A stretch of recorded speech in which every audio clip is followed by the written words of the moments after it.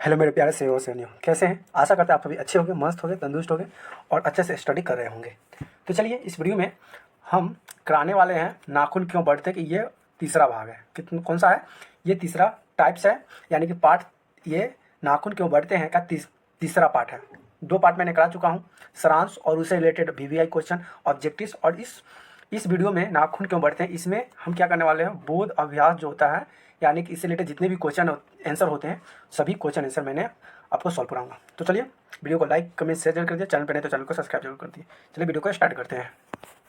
चलिए आ गया पहला क्वेश्चन आपके पास, ये कि नाखून क्यों बढ़ते हैं, यह लेखक आगे कैसे उपस्थित हुआ है।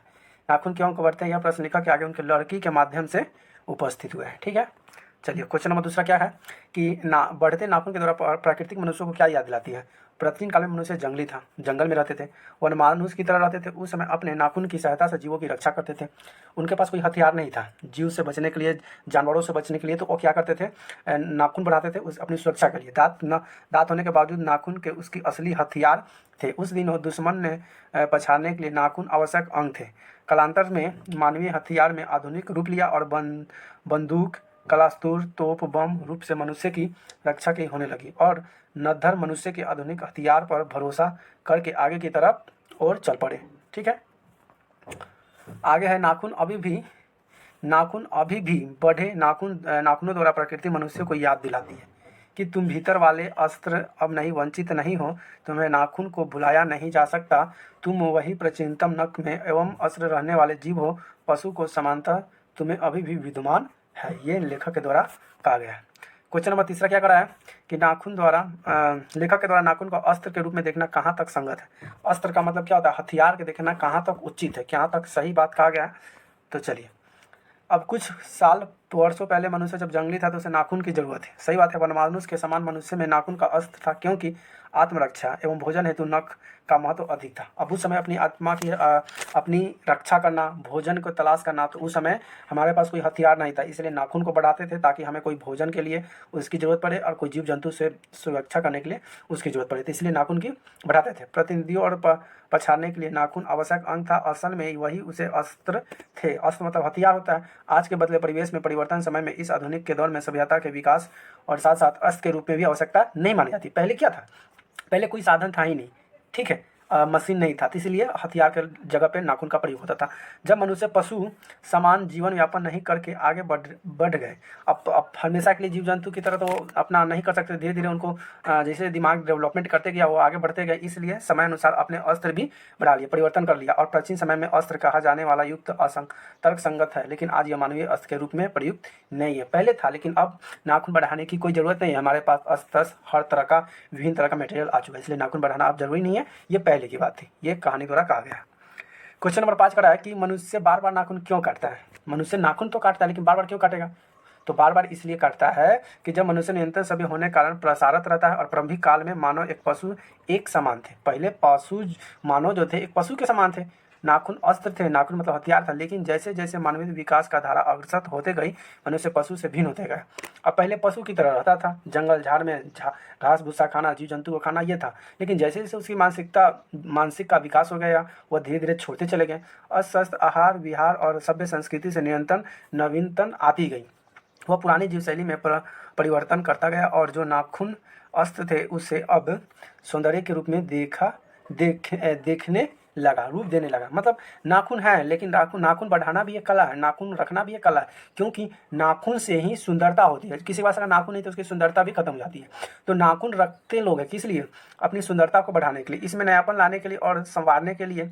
पशु में विभिन्न देखते हुए नाखूनों को मनुष्य काट देते हैं। अब अपरिचितम पशुवत्ता मानव को भूल जाना चाहिए और नाखून को सुंदर देखना चाहिए। सही बात है, अब सबको भूल जाओ कि नाखून क्या है नहीं है। अब नाखून को काटो, उसकी अच्छे से रखो और सुंदरता बनाए रखो। किस किस जीव को भी काटा जाता है, जैसे घोड़ा के पास देखो नाखून बढ़ता है, उसको काटा जाता है। पालतू कुछ जीव है उसको नाखून को काटा जाता है, नहीं तो वो बहुत बड़ा हो जाता है। चलिए क्वेश्चन नंबर 5 क्या करा है उसको देखते हैं। क्वेश्चन नंबर 5 करा कि सुकुमार विनोद ने नाखून का उपयोग लाना मनुष्य के कैसे शुरू किया था। लेखक ने इस संबंध में क्या बताया है।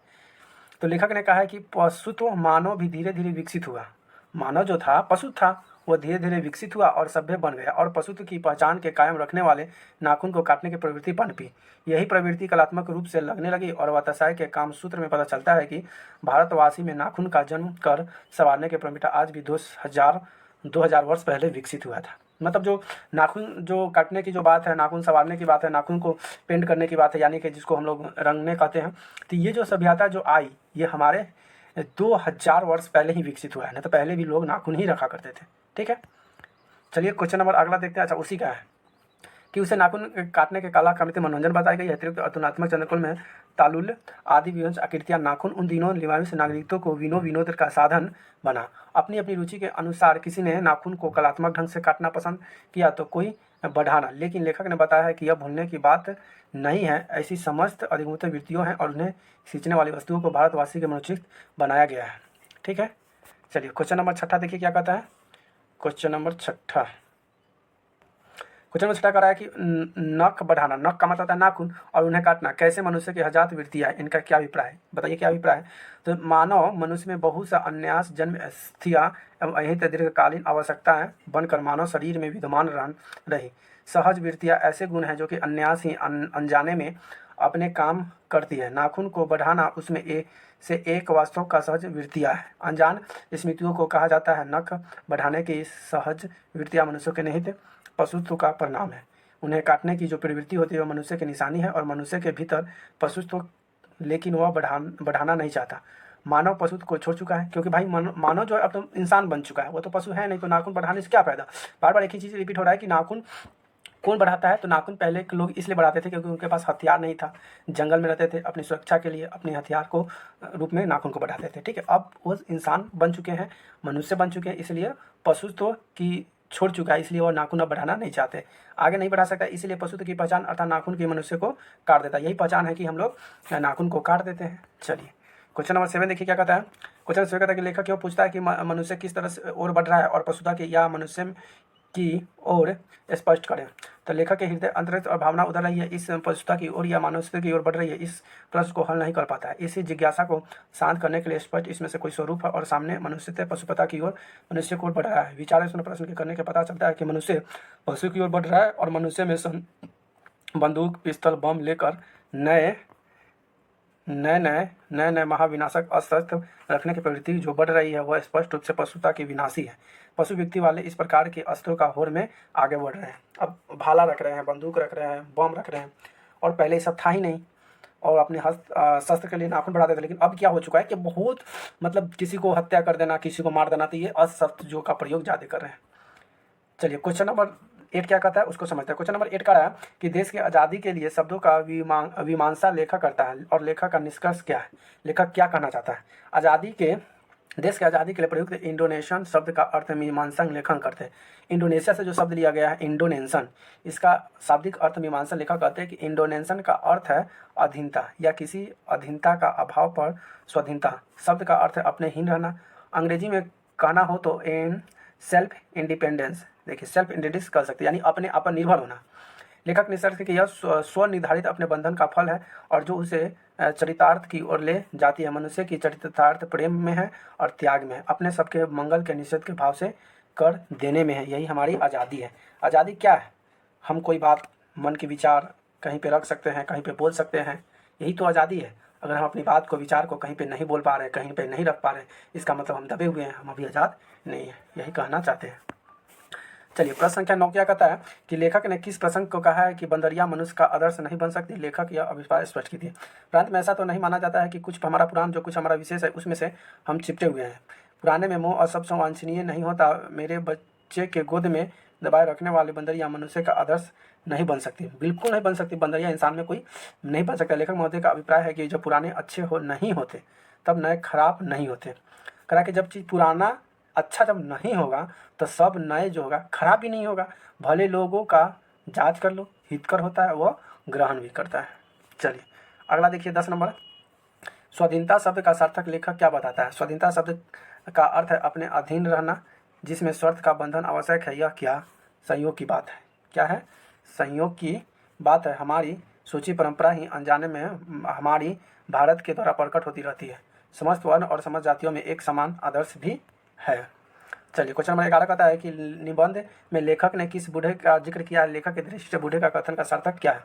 लेखक महोदय ने ऐसे बूढ़े का जिक्र किया जिसमें अपनी पूरी जिंदगी का अनुभव कुछ शब्दों में वाक्य मनुष्य का सावधान करता है, जो इस प्रकार नई भीतर की ओर देखो, हिंसक मन में दूर करो, मिथ्या हटाओ और क्रोध दूर दूर करो, लेकिन लेन कष्ट हो, आराम की बातें मत सोचो, प्रेम की बातें करो, आत्मा बातों से काम करो, काम करने की बात सोचो। लेखक के दृष्टि का संपूर्ण सार्थक यही निकलता है कि हमें अपने प्रति, दूसरे के प्रति अच्छी व्यवहार करना चाहिए, अच्छी सोचना चाहिए, अच्छी काम करने की बात कहनी चाहिए। इस निबंध में यही जिक्र कहा गया है। क्वेश्चन नंबर 12 देखिए क्या कहता है कि मनुष्य में पूछ की तरह उसे नाखून को भी दिन झड़ जाएंगे। प्राणी शास्त्री ने इस अनुमान के लेखक के मन में कैसी आशा जागी। तो ग्रामीण शास्त्रियों ने ऐसा अनुमान है कि ग्रामीण शास्त्रों में ऐसा अनुमान है कि दिन मनुष्य की पूंछ की तरह नाखून भी झड़ जाएंगे, मतलब नाखून बढ़ेगा ही नहीं, नाखून खत्म हो जाएगा। इस तथ्य के आधार पर लेखक के मन में यह आशा जग कि भविष्य में मनुष्य के नाखून का बढ़ना बंद हो जाएगा। देखिए भाई क्या कर रहा है, नाखून बढ़ रहा है भविष्य में, अब हो सकता है 10 साल, 20 साल, 25 साल आने वाले समय में क्या हो सकता है, नाखून बढ़ना बंद हो जाएगा और मनुष्य का आवश्यक अंग उसी प्रकार झड़ जाएंगे जिस प्रकार पूंछ झड़ गई, अर्थात मनुष्य पशुता के पूर्ण त्याग कर मनोरूप मानवता से प्राप्त कर लेगा। कहने का मतलब कि पहले आदमी के पास क्या होता था, पूंछ हुआ करता था बंदर की तरह। आप जब जाइएगा पढ़िएगा आदि मानव की तरह, आदि मानव चैप्टर पढ़िएगा जब आप हाई स्कूल का मिडिल स्कूल का जब पढ़िएगा ना, हम लोग पढ़े हुए थे, तो उसमें जिक्र किया गया था आदि मानव के बारे में। जो पहले के आदि मानव कैसे थे, तो वो मतलब जंगल में रहते थे और पत्ता पहनते थे और उनके पास दुम हुआ करता था। तो धीरे धीरे इंसान जैसे बढ़ता गया दुम झड़ गया, उसी तरह से करा कि आने वाले भविष्य में नाखून भी झड़ जाएंगे। चलिए आगे देखिए 13 नंबर क्वेश्चन कि सफलता और चरितार्थ शब्द में लेखक अर्थहीनता को किस प्रकार प्रस्तावित किया है। सफलता और चरितार्थ, आपका सफलता, आपका चरित्र कैसा है, ये दोनों में भिन्नता है, किस प्रकार है, इसको कहानीकार ने क्या कहा है। सफलता और चरितार्थ में अंतर है, बिल्कुल अंतर है। मनुष्य मरना सूत्र के संचय में बड़ा उपकरणों के बौलों में उस वस्तु का भी भाप लेता है, उसने बड़े अंडम्बर के साथ सफलता का नाम दे दिया है और रखा है। परंतु मनुष्य चरितार्थ प्रेम है, मैत्री है और अपने सबके मंगलमय के लिए निस्वार्थ भाव देने वाले। नाखून को काट देना उस स्वभाव निराधित और आत्मबंधन को फल है, उसे चरितार्थ की ओर ले जाता है। ठीक है, चलिए अब ये जो क्वेश्चन है, ये क्वेश्चन है व्याख्या करें। तो देखिए व्याख्या करें जो क्वेश्चन है, आपको क्या करना है, उस टॉपिक को आपको व्याख्या, जितने भी क्वेश्चन है ना टॉपिक का व्याख्या सभी को याद कर लेना है, क्योंकि व्याख्या 5 नंबर का आता है। 2 को व्याख्या पूछेगा, उसमें आपका ए के आंसर देना है। हर चीज़ का आंसर जो होगा डबल होगा, मतलब क्वेश्चन डबल होगा, आंसर एक ही लिखना है। अगर 15 क्वेश्चन पूछ रहा है तो आपको 7 या 8 क्वेश्चन लिखना है। 20 को पूछ रहा है तो 10 को लिखना है। अगर 2 पूछ रहा है तो 1 लिखना है। बहुत ईजी हो गया है, इसलिए आपको ये पढ़ना बहुत ही ज़रूरी है। और बहुत यहाँ से क्वेश्चन तो भाई आपको व्याख्या आता ही है। क्या करा है कि काट दीजिए चुपचाप, काट दीजिए चुपचाप, दंड को निर्जल आधार निभाती को छूट, यह सिंध हल दीजिए। व्याख्या है, अब इसको थोड़ा सा हम पढ़ते जाएंगे, आप देख लीजिएगा, क्योंकि इसको डिटेल में से अगर हम करवाते हैं तो फिर इसका लंबा वीडियो हो जाएगा, इसलिए इस चीज़ को आप बार बार इसको देख लीजिए। ठीक है, थोड़ा शॉर्ट में इसको चलते हैं। प्रस्तुत पंक्तियों में यह पंक्ति और नाखून के बढ़ते शीर्षक में लगी है, इसका संदर्भ है कि लेखक की विवटियाँ नाखून बढ़ने के सवाल पूछती है और इससे लेखक चिंतन के मन में करने लगता है। छोटे सवाल के बीच में पंक्तियाँ भी विद्यमान हो, लेखक के चिंतन का उभर आता है। अब इसके बारे में लेखक क्या करता है, चिंतन करने लगता है, सोचने लगता है क्या। उसके बाद क्या कहता है कि लेखक के मानना है कि मनुष्य नाखून ठीक वैसे ही बढ़ते हैं जैसे कि अपराधी निर्जल भाव से दंड स्वीकार कर समय में मौन रह जाते हैं, लेकिन अपनी आदत व्यम ही अनुकूल देते हैं और इसकी चोरी करने लग जाते हैं। यह नाखून ठीक उसी अपराधी की तरह यह धीरे धीरे बढ़ता है और काट दे जाने पर भी बेहतरीन ढंग से बढ़ता है। तन की भी लाज शर्म नहीं आती। अपराधी की भी ठीक वैसी ही प्रकृति होती है, कितनों मार दो, पीट दो, सजा दे दो, फिर भी अपराध करता ही है। लेखक के मनुष्य के पश्चित प्राप्ति को ध्यान आकर्षित किया, वो बार बार सुधरने और सुकर्म करने की कसम खाता है कि हम अच्छे हो जाएंगे, लेकिन फिर होता नहीं है। वादा करता है किंतु थोड़ी देर बाद वो पुनः कर्म दोहराने लगता है।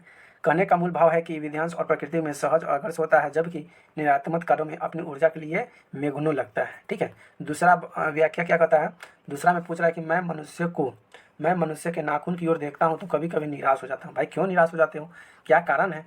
तो प्रस्तुत पंक्तियाँ हमारी पाठ्य पुस्तक नाखून क्यों बढ़ते से नाम पाठ के ली गई है।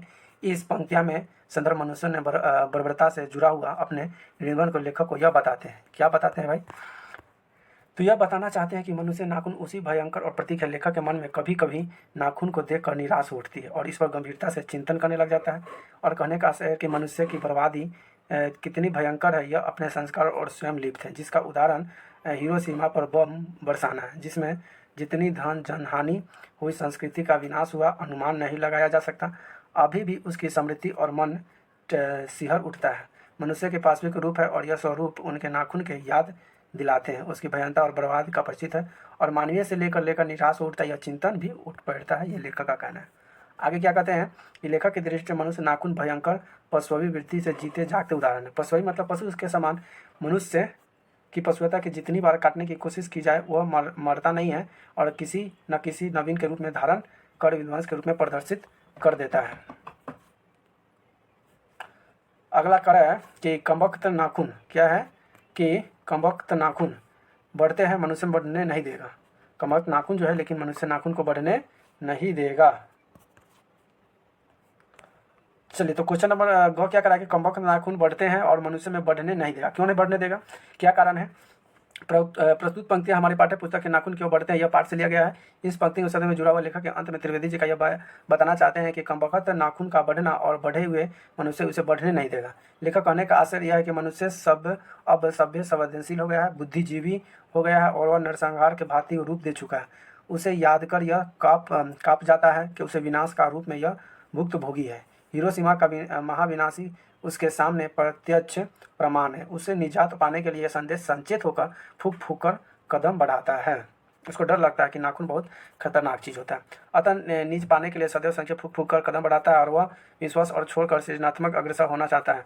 वह मानव मूल्य रक्षा और स्थापना ले चाहता है और आर्थिक संगत तत्व से शांति के संग जीना चाहता है। मनुष्य में इस तरह का विकासशील चिंतन प्रदर्शित कर ध्यान आकर्षित करने के लिए लेखक यह बताना चाहता है कि कमबख्त नाखून बढ़ते हैं, इसे चिंतित होने की जरूरत नहीं है। क्यों जरूरत नहीं है?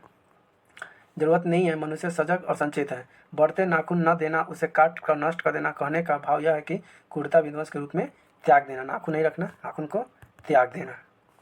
चलिए, क्वेश्चन नंबर 15 क्या कहता है देख लेते हैं। लेखक की दृष्टि से हमारी संस्कृति की बड़ी भारी विशेषता क्या है? सबसे बड़ी विशेषता क्या है लेखक की दृष्टि से? लेखक की दृष्टि से हमारी संस्कृति की बड़ी भारी विशेषता है कि हमारे अपने आप को द्वारा लगाए गए बंधन। भारतीय चित्त में आज की अधीनता के रूप में न सोचकर स्वाधीनता के रूप में सोचना, यह भारतीय संस्कृति के भविष्य का फल है और यह विशेषता हमारे दीर्घकालीन संस्कृति से आई है, इसलिए स्वयं बंधन से आसानी से नहीं छोड़ा जा सकता। भाई ये संस्कृति है, शुरू से मिला हुआ है, तो इसको आसानी से तो भाई कोई छोड़ नहीं सकता है। नाखून काटना बंद नहीं कर सकता है और उसे सौंदर्य के लिए रख सकता है। मैं मनुष्य के नाखून की ओर देखता हूँ, कभी कभी निराश हो जाता हूँ, इसका स्पष्ट कीजिए। देखिए ये भी चलिए इसको रिपीट बता देते हैं। साहित्य है कि नाखून क्यों बढ़ते हैं शीर्षक के उद्देश्य लिए अंश और प्रेक्षण हमारे हजारी प्रसाद द्विवेदी बार बार काटे जाने पर भी बढ़ जाने वाले नाखून को बहाने अत्यंत सहजिन और स्वभाव संस्कृति में विकास गाथा निर्दिष्ट करते हैं। साथ ही नाखून बढ़ने पर उसकी भयंकर परिस्थिति और प्रतीत का भी वर्णन करते हैं। व्याख्या के अर्थपूर्ण में यह लक्षणित वृत्त आधारित है। लक्षणित में आधारित निबंध का यह साबित हो रहा है लेखक अपने औपचारिक बिंदुओं को सार्वजनिक और मनुष्य नाखून को अब नहीं चाहता। नाखून का कोई जरूरत ही नहीं है। नाखून की क्या जरूरत है? लड़के लोग नाखून रखते हैं, हम लोग रखते हैं, लेकिन नाखून की कोई जरूरत है जी नहीं है। हाथ पैर मुंह सब जरूरत है, नाखून कोई जरूरत नहीं है। उसके भीतर प्राचीन बर्बरा और यह अंश है जिसे मनुष्य के समाप्त कर देना चाहिए। लेकिन अगर नाखून काटना मानवीय प्रवृत्ति है तो नाखून बढ़ना पश्चिमी प्रवृत्ति है, तो मनुष्य पश्चिमी प्रवृत्ति में भी अभी अंग लगाए हुए हैं। लेखक यही सोचकर कभी कभी निराश हो जाते हैं कि इसमें विकासवादी युग में मनुष्य को बर्बरता नहीं घटी, अब तो बढ़ती ही जा रही है। हिरोशिमा जैसा हत्याकांड के पश्चिम प्रवृत्ति का महानता उदाहरण है। चलिए, क्वेश्चन लास्ट था, उदाहरण है। लेखक की उदाहरणता पर इस पर मनुष्य के पशुता के जितनी बार काटने दो वह मरता नहीं है, वह नाखून हमेशा बढ़ते रहता है। तो आज ये मेरा जो टॉपिक था ये क्लास 10th का नाखून क्यों बढ़ते हैं संपूर्ण क्वेश्चन आंसर था। ठीक है, इसमें जितने भी क्वेश्चन आंसर थे सभी मैंने आपको सॉल्व करा दिया। बस आपको इसमें बताना है कि ये आपको वीडियो कैसी लगे। वीडियो अच्छी लगे तो वीडियो को लाइक करें, शेयर करें और प्यारा सा कमेंट कर दें और चैनल पर नए तो चैनल को सब्सक्राइब कर दें। अगर इस सब्जेक्ट का कोई भी सब्जेक्ट का अगर आपको नोट्स लेना चाहते हैं या क्वेश्चन आंसर लेना चाहते हैं, वही PDF फॉर्म में, तो आपको इस व्हाट्सअप पे मैसेज करना है। आपको वहाँ से आपको क्या होगा, आपको नोट्स या जो भी सब्जेक्ट का क्वेश्चन आंसर लेना चाहते हैं आसानी से आपको मिल जाएगा। उसके लिए आपको कुछ करना नहीं है, बस वीडियो को लाइक करना है, शेयर करना है, एक छोटा सा प्यारा सा कमेंट करना है और चैनल को सब्सक्राइब कर देना है। वीडियो देखने के लिए बहुत बहुत धन्यवाद। Thank you so much, love you.